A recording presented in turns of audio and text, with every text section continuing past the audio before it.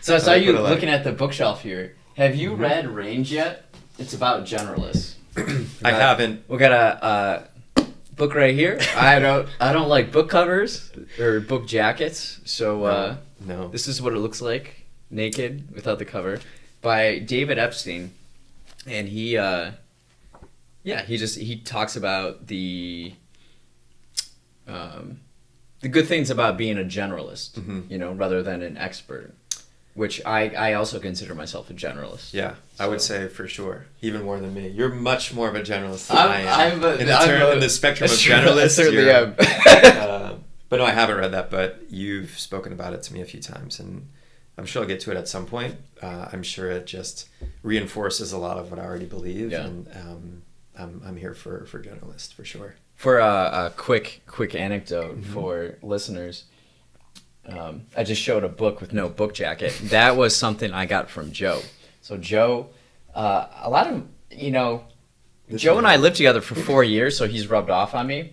And so we have a number of books that don't have book jackets, because I kind of classify my books by color coordination. So we have a John Lennon, The Life. That one doesn't have a book cover. Dinosaur Artist. But some of them do have book covers. So is that just because you wanted to? Because I like it. I like the color. Yeah, the color or the minimal. If it's more minimal. Yep. Like this, The Rise and Fall of Dinosaurs. It has more of like a gray color to it, and it's harder to color coordinate that. Ooh, actually, it looks pretty good. That looks nice. Yeah, I have Pope Francis here without a cover. The Chuck Klosterman one, I love just the white. Yeah, the white and black. That looks good. Humankind, I can't find my book jacket with that. That's one I bought read that recently. book. Yeah. Interesting. What? So obviously, Rich, you're a big bookworm, and everyone who's listening to this podcast knows that. And you read a lot of books from the library, which actually something rubbed off on me is I now have a library card in New York, and I rent books pretty frequently. But what puts you over the edge to buying a book as opposed to just renting it? So buying a book. So what I've actually, this is a new phenomenon during COVID because the library shut down. Right. And I was like, well, I'm not going to let that stop me. So I started buying books, and what I've realized is that I can highlight things in books, which I can't do in the library. Yep. For the library. So that's been a big game changer. And then also now, as crazy as this is to believe, it's almost now more convenient for me to just buy a book on Amazon, get it shipped to me within 2 days, than like figuring out the logistics of going to the library, checking it out. I can't highlight it. So the money saves me time and energy. So you're just part of the problem. Part of the Jeff Bezos problem. Oh boy, this is for a different podcast. Okay, but anyways, these I just got this book today. Okay. Actually, yesterday. So it's called The Holographic Universe, and I was watching the Packer game on Sunday night, and I saw your Instagram post about this. I'm actually intrigued. Sorry, continue. Yeah, so I watched. I don't really watch sports talk shows anymore, but during COVID, I've been kind of like watching Pat McAfee show clips. And Aaron Rodgers was on that program, and he had like a half-hour interview. And towards the end of the interview with Aaron Rodgers, it was last week, there's like there's a 3-minute clip out there, you can find it on YouTube, and he's asked why it looks like he's having so much fun. And his response feels very similar to the way I have felt over the last 2.5 years. And so I think there's some similarities there. He talks about having so much joy and changing his habits and thinking differently about the world. And he's playing with so much joy and love, and he's playing at such a high level now. It's not a coincidence, because I see that in my own life. And so during the broadcast, Mike Tirico talking with Aaron Rodgers, and he's been reading a lot of books. And Tirico mentions, and he read The Holographic Universe, whatever that may be. So then instantly, I was watching the game with my friend Jason, and and I just looked it up right away. Of course, and I like bought it. Yeah. And that's how I kind of find books. Is little. I'm on this kind of like journey, and my mind is always open. Where there's, if something is mentioned and I'm curious about it, I'll jump on it. I mean, I love that because it's a rabbit hole, but in real life, right? We think of rabbit holes, we think of like the Wikipedia rabbit hole or the YouTube rabbit hole, but this is just a great real life example of a rabbit hole, right? Which I think is beautiful and interesting. Okay, so it's been part COVID, but also part you would love to highlight things and kind of post-it note them, which obviously you can't do in a library rental. So this is also that makes sense. Long term. I went to this exhibit at the Art Institute of Chicago, and I really wish I could remember the guy's name. He was an AIDS activist in the 80s, and he died. But during this exhibit, it just has this entire wall. This is a huge wall, maybe like 50 feet long and 20 feet high. And it's just his library. That's huge. Okay.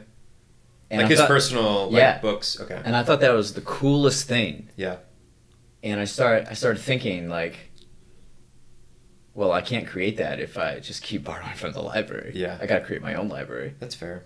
But when you're moving, as I did a month ago, it's kind of a... Books are heavy. It's kind of an issue, yeah. Books are heavy. I came into that experience when I moved to New York. In that a lot of... I moved to New York with 2 suitcases full of clothes, and then I put everything else in storage in New York. Yeah. And storage was mostly books and records and a few other miscellaneous items. And I lived without them for a year.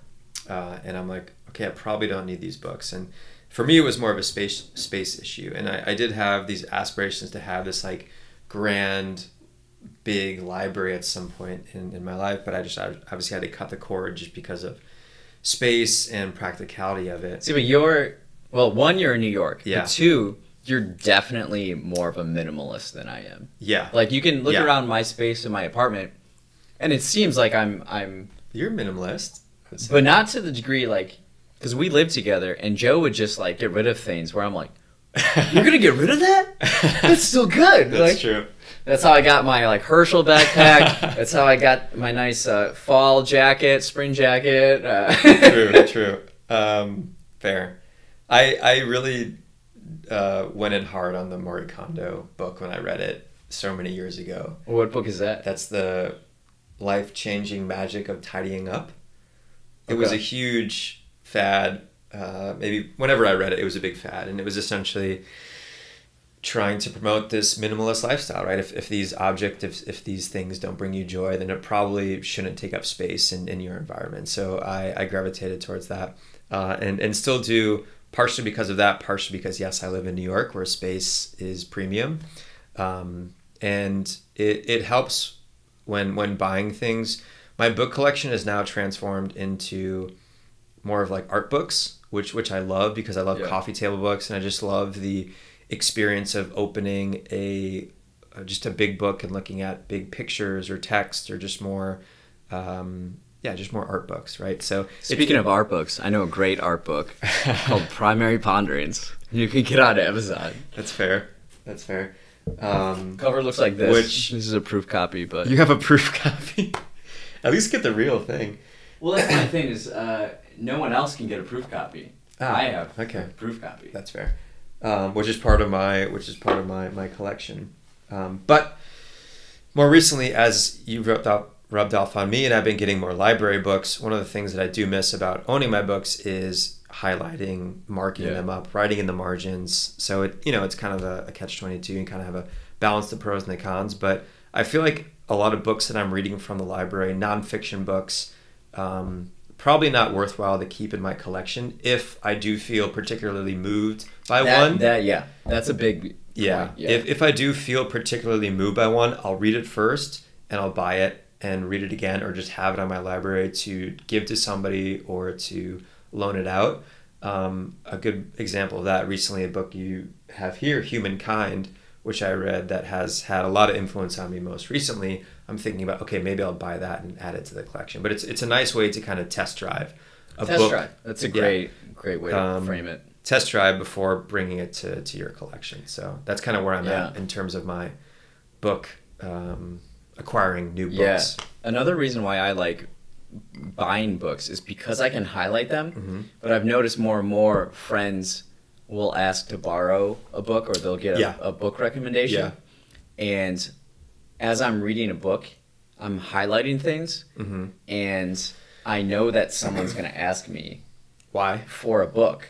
Oh, okay. So in a way, while I'm reading it, I'm communicating to the person I'm going to give it to, even though I don't know who's going to get it or whatever, but I'm making... That's pretty cool, too. Yeah. You ever buy a used book and you see somebody else's highlights or comments in the margins? It's kind of like little footnotes through history, which I think is pretty cool. Yeah.